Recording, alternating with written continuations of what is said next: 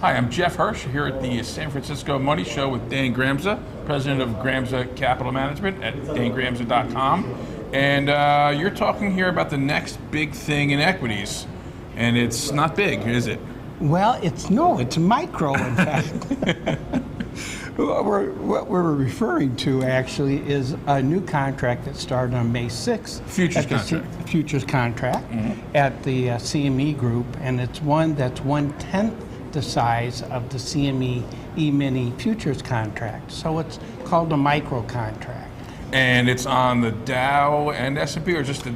It's on the S&P, the Dow, the NASDAQ, and the Russell 2000. Is it the NASDAQ 100 or the full composite? NASDAQ 100. The Qs. Yep.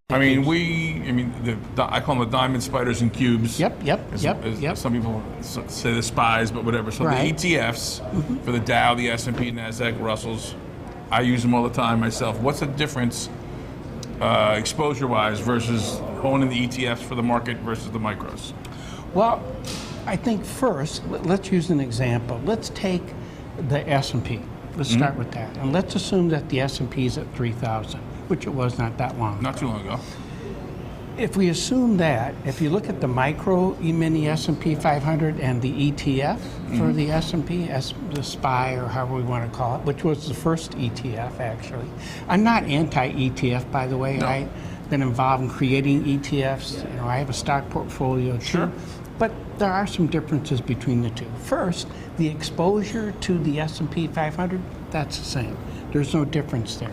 But where the differences come into play is some of the capital requirements. Right. Let's look at the ETF.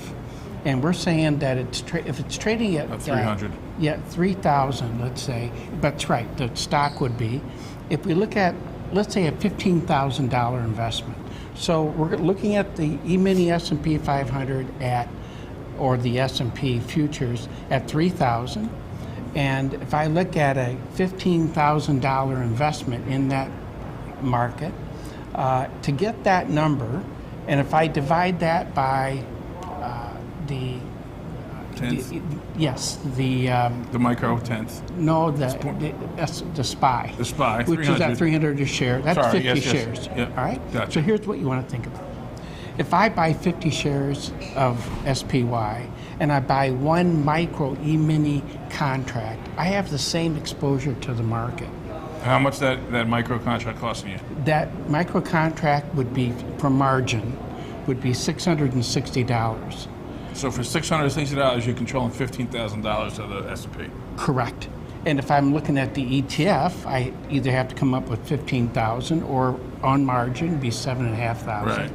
Right. So either way, good leverage, basically. Good leverage. So that's Excellent. one of the things that makes it attractive. Plus, it trades 24 hours a day. And what's the liquidity like? Pretty liquid? Well, in the first 6 days of that complex, they did over 6 million contracts. That's a little bit of liquidity. Isn't that something? That's good. That's very tradable. I've never, nice. Right. I've never seen that before either. I was really surprised by that. So the next big thing in equities are little, micros, micro futures. Thanks, Dan. My pleasure. Thanks, everybody.